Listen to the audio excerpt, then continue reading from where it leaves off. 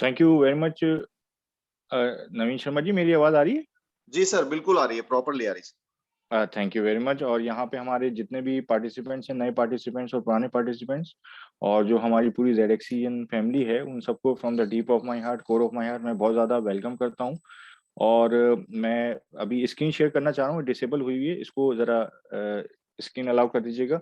तो यहाँ पे अभी हम लोगों ने शुरुआत में, मैं शुरू से ही आज की जो ये मीटिंग है इसमें जी अटैच सर, था। कर दिए, आप कर सकते हैं अभी। जी। Thank you.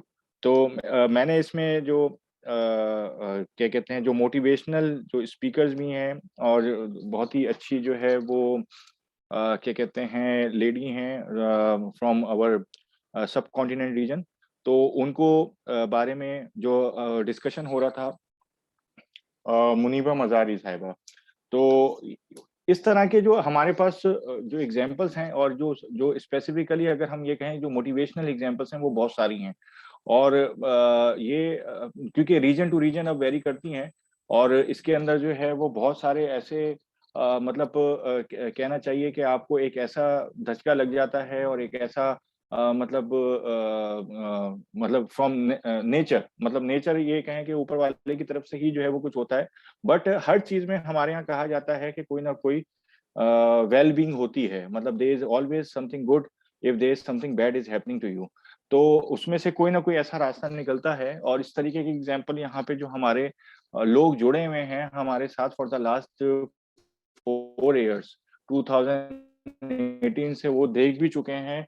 और वो उन्होंने महसूस भी किया है कि whenever there is some sort of fall, और वो हमें नेचर की तरफ से जो है वो एक ऐसी सपोर्ट मिलती है। क्योंकि जो इंटेंशन है वो ये है कि इस टेक इंडस्ट्री के साथ साथ जो है वो हम भी आगे बढ़ें, और अपने साथ साथ जो है वो दूसरे लोगों को, और जो भी हमारे कंट्रीब्यूटर्स हैं, और पूरे पूरी जो जेडक्सन फैमिली, उसको भी लेके आगे बढ़ें। तो इस तरह के जो टेक्नोलॉजी प्लेटफॉर्म्स हैं, जिनका जो शुरुआत है या फिर इनिशिएशन जो है वो बड़े ही स्मॉल स्केल से हुआ है, और उसके बाद ग्रेजुअली वो बढ़ते बढ़ते जो है वो अभी मल्टी बिलियन डॉलर या ऑलमोस्ट ट्रिलियन डॉलर की भी इंडस्ट्री बन गई है, जिसमें ट्रिलियन डॉलर की इंडस्ट्री में हमारे पास सबसे बड़ी एग्जांपल जो है वो एप्पल की है। ठीक है, मोटिवेशन टेकप्रेन्योर कह सकते हैं हम, जो एंटरप्रेन्योर होते हैं ये टेकप्रेन्योर्स होते हैं। इसमें स्टीव जॉब्स भी थे, हमारे पास बहुत बड़ी एग्जांपल है। उनको उनकी अपनी ही कंपनी से जो है वो 2 बार ले ऑफ कर दिया गया था, यानी फायर कर दिया गया था, और वो बोर्ड में भी नहीं थे। तो फिर दोबारा लिया गया। इस तरीके से बहुत सारी चीजों के साथ भी मिसहैप्स हुए। बट उन्होंने अपना जो कॉन्फिडेंस लेवल था टुवर्ड्स द टेक्नोलॉजी या टुवर्ड्स द इनोवेशन, वो उन्होंने लूज नहीं करा, और वो उस पे जो है वो पूरा का पूरा इंथुसियाज्म के साथ जो है आगे बढ़ते गए। और उसके बाद आज हमारे पास एप्पल की बहुत बड़ी एग्जांपल है, और किस तरीके से जो है वो लॉन्च हुआ था, और कहाँ किस कौन कौन सी स्टेज से होते हुए, and after Steve Jobs right now it is the only we can say trillion dollar company. तो ये इस तरह की एग्जांपल्स हैं। बाकी हम अपना आज का जो ये टेक्निकल सेशन है इसको स्टार्ट करते हैं, और सबसे पहले जो सबसे बड़ी और सबसे अच्छी न्यूज़ है वो हम शेयर करेंगे, और वो है from the second largest populated country of the world. ठीक है, क्योंकि चाइना में तो ऑलरेडी चीज़ें बैन हो गई हैं, और यहाँ पे कहीं दूसरी तरफ एडॉप्शन शुरू हो गई है, और वो अपनी ही सेंट्रल बैंक डिजिटल करेंसी पे चाइना काम कर रहा है। तो second most populated country of the world which is India, जो, और यहाँ पे हमारे काफ़ी सारे इंडिया के मित्र हैं और फ्रेंड्स हैं और कुलीग्स हैं।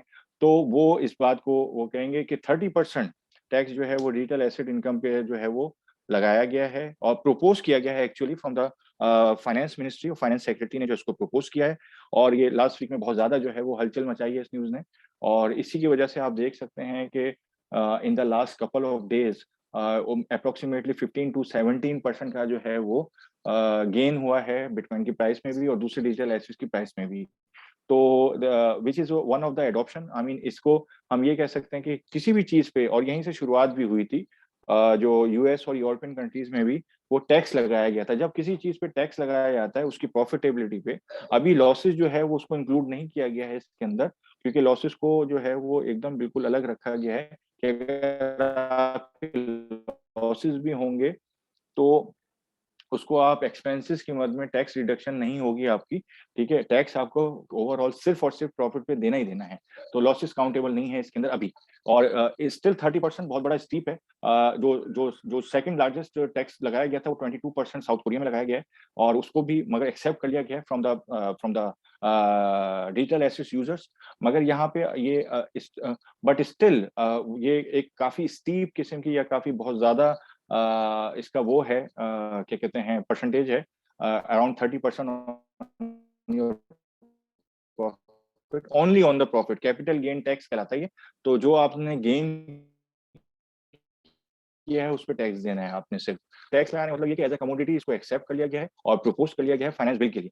तो इसके में जब फाइनेंस बिल के लिए प्रपोज कर दिया गया है, तो इसका मतलब ये है कि एज अ कमोडिटी इसको हमने एक्सेप्ट कर लिया है।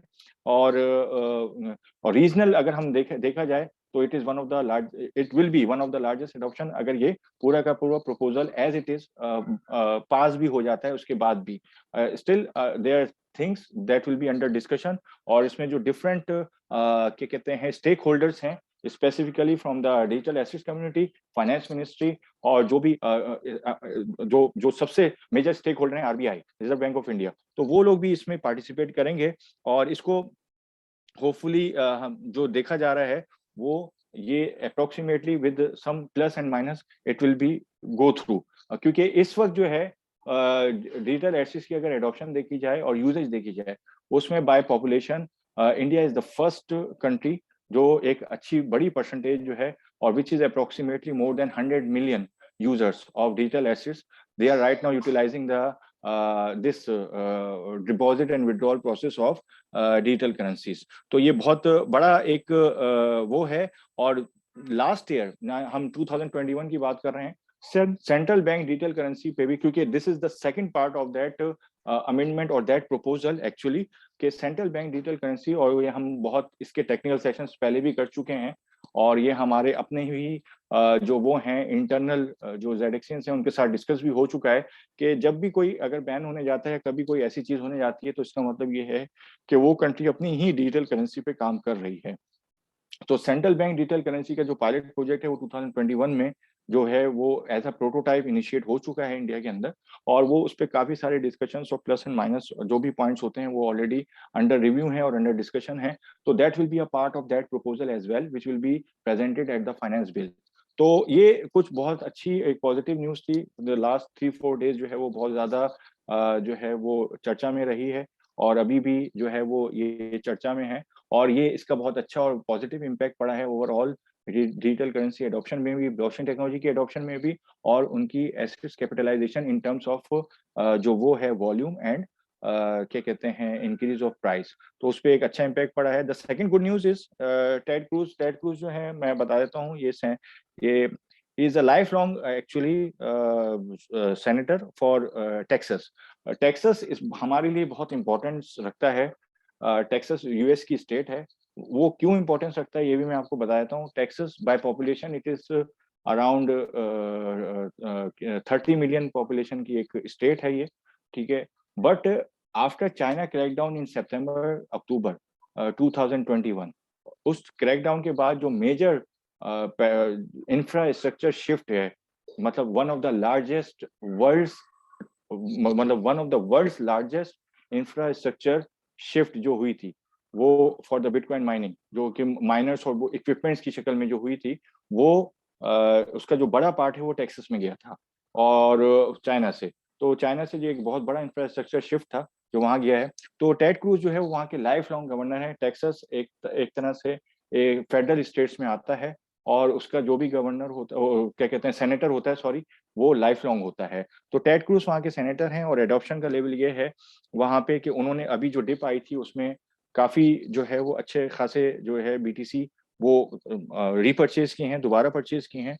और यहाँ पे इसी चीज को जो व्योमिंग है, जो कि सेकंड स्टेट है यूएस की, जो ये ऐसे क्या कहते हैं वो हैं रिपब्लिकन्स हैं, या फिर इनको सेनेटर्स कह सकते हैं, कि जो पूरी स्टेट वाइड, यानी पूरा का पूरा स्टेट में जो इवन जो वो हों पेरोल्स हों, जो सैलरीज दी जाएं, वो भी उसके लिए ये लोग एक पूरी की पूरी कैंपेन चला रहे हैं कि वो भी जो है वो सैलरीज से लेकर और दूसरी चीजों तक उसका एक अच्छा खासा पार्ट या एटलीस्ट 50% पार्ट जो है वो बिटकॉइन या बीटीसी की फॉर्म में होना चाहिए, किसी डिजिटल एसेट की फॉर्म में होनी चाहिए, क्योंकि अभी यूएस का अपना कोई स्टेबल कॉइन है नहीं, तो वो बीटीसी को बहुत ज्यादा प्रमोट कर रहे हैं। तो this is the next thing.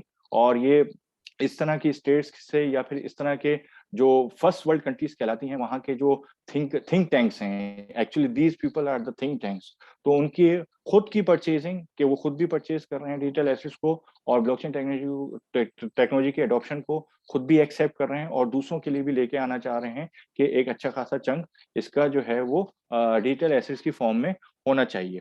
तो ये दो तीन चीजें बड़ी पॉजिटिव थी, और बाकी हम एक नॉर्मल एक वो है, क्योंकि हम एज अ कम्युनिटी आगे बढ़ रहे हैं, तो एक न्यू मालवेयर टारगेट कर रहा है यहाँ पे जितने भी हमारे होल्डर्स हैं मेटामास्क के और जो अदर वॉलेट्स हैं, तो जरा सा केयरफुल होकर जो है वो उसको यूटिलाइज करें, क्योंकि एक जो है वो रेस्ट्रिक्टेड किस्म का जो है वो एक मालवेयर जो है वो फ्लोट किया गया है, और यहाँ पे वो वॉलेट्स जो ज्यादा टाइम से जो है वो एक्टिवेट नहीं हुए हैं और फिर दोबारा एक्टिवेट होने जाते हैं, तो वो ज्यादातर जो उसकी अटैकिंग पॉसिबिलिटी है वो वहां पर है।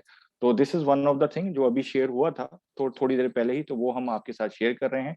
और इसके अलावा जो हम एक छोटा सा डिस्कशन पहले भी करते आए हैं कि जो सोलो बिटकॉइन माइनर्स हैं, और उसके अंदर अब जो है वो यानी कि एक तो फार्म्स होते हैं, बड़े बड़े फार्म्स होते हैं जो जल्दी डिफिकल्टी लेवल जो है वो सॉल्व कर देते हैं, और है उसके बाद जो है उनको रिवॉर्ड दे दिया जाता है।